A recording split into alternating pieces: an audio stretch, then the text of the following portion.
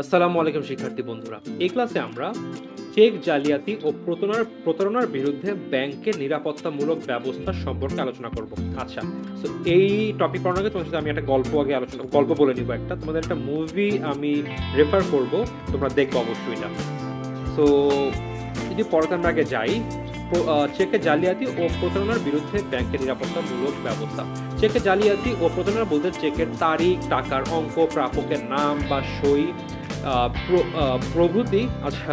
প্রভৃতি হবে পরিবর্তন করে কিংবা আমানতকারীর সই জাল করে ব্যাংক হতে চেক বানানোর প্রচেষ্টাকে বোঝানো। অর্থাৎ মূল কথা, আমি চেক বানিয়ে বা অন্যজনের সাইন নকল করে যেভাবেই হোক না কেন, আমি যদি একটা টাকা তুলতে চাই কারো অ্যাকাউন্ট থেকে, বা টাকা বা অর্থ ভাঙাতে চাই বা চেক ভাঙাতে চাই, তখন সেটাকে বলা হচ্ছে চেক জালিয়াতি। এই ধরনের চেক জালিয়াতি রোধ করার জন্য ব্যাংক নিম্নোক্ত পদক্ষেপ সমূহ গ্রহণ করে থাকে। আচ্ছা, এর আগে আমি গল্পটা বলে নেই।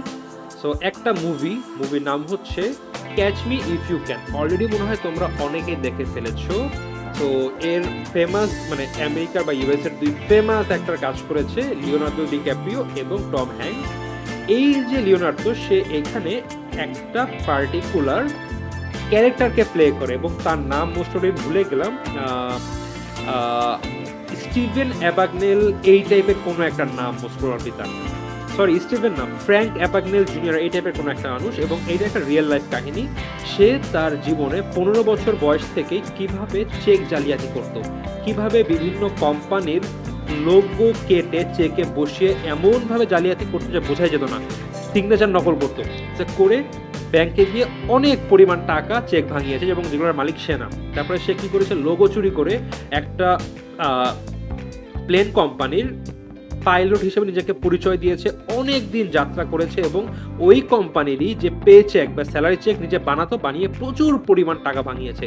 এরকম অনেক দিন পরে আরেকটা ছিল, তখন এফবিআই একজন এরকম ইনভেস্টিগেটর ছিল, বা যে কি বলবো, এজেন্ট ছিল, যে অনেক কষ্ট করে তাকে শেষ ধরে। এবং এই মুভিতে এই যে ফ্র্যাঙ্ক অ্যাবাগনেল যে ব্যক্তিটা, সে এতটাই ট্যালেন্টেড ছিল, তাকে যে মানে জেল জরিমানা করানোর পরে তাকে এফবিআইতেই চাকরি দেওয়া হয়। যে ভাই, তাকে পানিশমেন্ট দেওয়া হয়েছে যে আপনার পানিশমেন্ট এত বছর, আমরা পানিশমেন্ট কমাতে পারি যদি আপনি আমাদের এফবিআইতে জয়েন করেন অ্যাজ এ এজেন্ট, বা এই যে চেক জালিয়াতি বা এই সেক্টরে আপনি কাজ করার জন্য। মানে এই লোকটা এত বেশি ক্রিয়েটিভ ছিল, 2 নাম্বারই কাজ করতে পারতে, সে জানতো, সে ধরেই বুঝতে পারতো কোন চেকটা 2 নাম্বার কোনটা অরিজিনাল, তার এতটা ট্যালেন্ট ছিল। এবং এই মুভি ডাইরেক্টর করেছে হচ্ছিল মানে ফেমাস ডাইরেক্টর স্টিভেন স্পিলবার্গ। অনেকে হয়তো বা চেনো, মানে খুবই সেরা একটা মুভি, আমার কাছে খুব ভালো লেগেছে। 2002 সালের মুভি, কত পুরনো বুঝতে পারছি, অলমোস্ট এখান থেকে 20 বছর আগের মুভি, এবং সম্পূর্ণ একটা রিয়েল লাইফ কাহিনীর উপরে। খুবই, এমন না যে খুবই অ্যাকশন, খুবই ড্রামা, এরকম না, তোমরা দেখতে পারো, কত একটা রিয়েল লাইফ ডকুমেন্টারি উপরে হয়েছে। আমি জাস্ট জানার পর মুভিটা দেখেছিলাম, আমার কাছে খুব ভালো লেগেছে, কারণ একটা মানুষ কিভাবে কাজগুলো করতে পারে খুব প্রপারলি দেখানো হয়েছে এখানে, কিভাবে হতে পারে চেক জালিয়াতিগুলো। যেটাই হোক, তোমরা দেখে নিও পারলে। এইবার যেটা বলবো সেটা হচ্ছে কি করে থাকে একটা ব্যাংক, বা একটা চেক যদি আসে, আমরা চেক নিয়ে পড়ছি, তো একটা চেক কি প্রপার চেক নাকি ঝামেলা আছে, এইটার জন্য একটা ব্যাংক কি করে সেগুলো সম্পর্কে জানবো। প্রথমেই আদেশটার স্বাক্ষর, আদেশটাকে যে চেকের বা অ্যাকাউন্টের হোল্ডার বা সিগনেচার দেয়। এইখানেই কিন্তু এই ফ্র্যাঙ্ক অ্যাবাগনেল মেন ঝামেলাটা করেছিল, সিগনেচার নকল করতে খুব প্রপারলি তো করে, এবং কোম্পানির লোগোর উপরে চেকটা খুব সুন্দর করে বানাতো। তো ওইগুলোই কিন্তু ব্যাংক দেখে যে সিগনেচার অসুবিধা আছে কিনা প্রথমত, বা দেখে সিগনেচার আদেও আছে কিনা। সো চেকের চেকদাতা বা আদেশটার স্বাক্ষর আছে কিনা প্রথমেই তা দেখা উচিত। দেখা গেলো আমার সব চেক আছে, বাট এখানে সিগনেচার নাই, এটা কখনো অ্যাপ্রুভ করবে ব্যাংক? কখনোই করবে না। কারণ আমি একটা পাতা দিয়ে ছিঁড়ে কিন্তু সিগনেচার বাদে বাকি সবকিছু যে কোনো মানুষে বসাতে পারে। তাহলে ইউনিক জিনিস থাকে হচ্ছিল এখানে আদেশটার সিগনেচারটি। যদি সিগনেচার না থাকে তাহলে কিন্তু চেকটা অবশ্যই ভাঙানো যাবে না। দ্বিতীয়ত, স্বাক্ষরের তুলনা।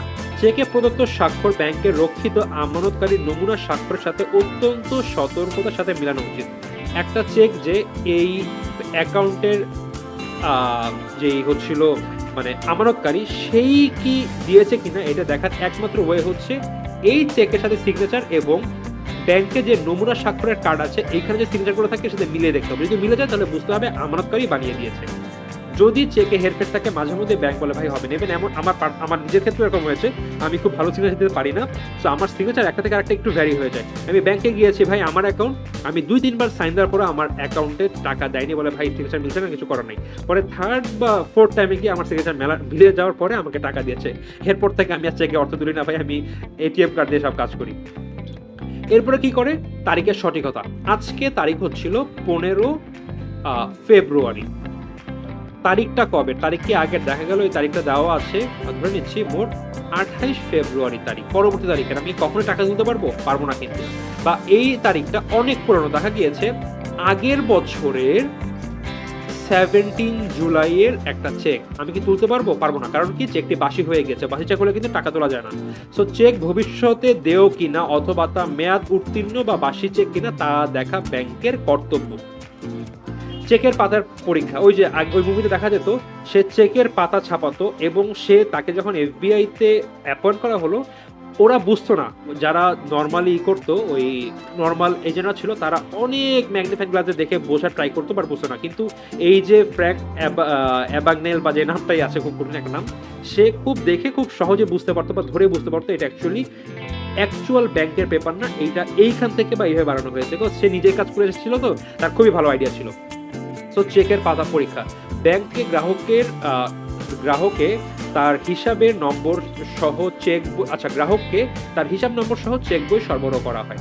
ইস্যুকৃত বই থেকে চেক কাটা হয়েছে কিনা তা পরীক্ষা করা প্রয়োজন। আবার দেখা যায় আমি চেক বানালাম, প্রত্যেকটা চেক বই থেকে একটা নাম্বার থাকে, নাম্বারটা মিলছে কিনা বা সব ঠিকঠাক আছে কিনা দেখতে হয়। প্রাপকের সঠিকতা, ব্যাংকের দেখতে হবে যে যার নিকট অর্থ পরিশোধ করা হচ্ছে সে প্রকৃত প্রাপক কিনা। নাম লেখা আছে এখানে মিস্টার রহমান, চলে গিয়েছে, এটা ছিল একটা বাহক আদেশ চেক বা হুকুম চেক, চলে গিয়েছে মিস্টার আকবর, টাকা দিবে না, কিন্তু দেখে নিতে হবে। উপযুক্ত তহবিল, চেকের টাকা পরিশোধ করার মতো প্রয়োজনীয় টাকা চেক দাতার হিসাবে আছে না তা দেখতে হবে। চেকের অ্যামাউন্ট হচ্ছিল 50,000 টাকা, আর অ্যাকাউন্টে জমা পড়ে আছে 38,000 টাকা, কখন কি টাকা দিতে পারবে না। আবার এমনও কিন্তু করবে না, ঠিক আছে 38,000 টাকা নিয়ে যান, বাকি 12,000 টাকা আমরা পরে দিব, বা যখন আপনার হিসাব করিতে অ্যাকাউন্টে জমা দিবে তখন টাকা নিয়ে নেন, এটা কিন্তু হয় না। যদি পর্যাপ্ত তহবিল থাকে শুধুমাত্র তখনই সম্পূর্ণ টাকাই কিন্তু পরিশোধ করে দিবে, আদারওয়াইজ কিন্তু চেকটি বাউন্স করবে। চেকের রদবদল, চেকে কোনো প্রকার পরিবর্তন আছে কিনা খেয়াল করা। চেক কত টাকা লেখা আছে, 1,50,000 টাকা, এখানে আস্তে করে ট্যাগ বসায় দেওয়া হলো। চেক কিন্তু এরকম থাকে, এক বছর কোনো যায় আসে না, বসাই দিতে পারে, বোঝার কোনো ওয়ে নাই। এর জন্য কিন্তু নিচের কথায় লেখা থাকে, সেখানে লেখা থাকবে 1,50,000 অনলি। এখন এখানে দেখতে হবে যে কোনো মতে কাটাছেড়া করে 11 লাখ করা হলো কিনা, বা অন্য কোনো চেঞ্জ করা হলো কিনা, কাটাছেড়া আছে কিনা, খুব ভালো মতন ব্যাংক এটা দেখবে। যদি কোনো রকম কোনো কাটাছেড়া বা কোনো সন্দেহের কোনো অবকাশ থাকে, ব্যাংক কিন্তু চেকটির টাকা দেয় না। অনুমোদন, হুকুম চেক হস্তান্তরিত হলে পৃষ্ঠ দেশে বা অপর পৃষ্ঠায়, চেকের উল্টা পৃষ্ঠায় প্রাপকের সই আছে কিনা দেখা উচিত। আমি দিলাম, এ দিল বি কে চেকটি, একটি হুকুম চেকে, বি আবার সেটি সি কে দিয়ে দিল পৃষ্ঠাঙ্কনের মাধ্যমে, কিন্তু পৃষ্ঠার অপর পেজে বি এর সিগনেচার প্রপারলি আছে কিনা এটা কিন্তু ব্যাংক দেখবে। রেখাঙ্কিত চেক মানে দাগ কাটা চেকের কথা বলা হয়েছে। দাগ কাটা চেকে বিশেষ সতর্কতা অবলম্বন করতে হবে। এটা কি সাধারণভাবে দাগ কাটা চেক নাকি বিশেষভাবে দাগ কাটা চেক? বিশেষভাবে দাগ কাটা চেক কোথায় বলা আছে? সোনালী ব্যাংকে, আমাদের আগের ক্লাস অনুযায়ী। বা সে চলে গিয়েছিল কোন ব্যাংকে? সে চলে গিয়েছিল সিটি ব্যাংকে। টাকা কি দিবে না? প্রপারলি দেখতে হবে যে অ্যাকচুয়ালি কোন ব্যাংক থেকে টাকা উত্তোলন করতে বলা হয়েছে, প্রাপক কি ভুল ব্যাংকে আসলো কিনা, এই ব্যাপারগুলো। ছেঁড়া ছেঁড়া চেকে অর্থ পরিশোধ করা অনুচিত। দেখো চেকটা ছিঁড়ে গিয়েছে বা হয়তো বা ভিজে কোনো সাইড থেকে ছিঁড়ে গেল, এরকম হলে সাধারণত সেই জায়গায় ব্যাংক কখনো টাকা দিয়ে থাকে না। তো বন্ধুরা, এই ছিল কিছু পদ্ধতি একটা ব্যাংকে যখন কোনো চেক উপস্থাপন করা হয়, ব্যাংকাররা তখন এই বিষয়গুলো প্রপারলি দেখে। যখন সবগুলো জিনিস একদম ঠিক থাকে, এটা ঠিক, তারিখ ঠিক, অ্যাকাউন্ট ঠিক আছে, চেক ছেঁড়া নাই, কাগজ ঠিক আছে, যদি সব ঠিকঠাক থাকে শুধুমাত্র তখনই একটা ব্যাংক থেকে প্রাপককে অর্থ পরিশোধ করে দেওয়া হয়। তো বন্ধুরা, এই ক্লাসে এই পর্যন্তই, দেখা হবে পরবর্তী ক্লাসে।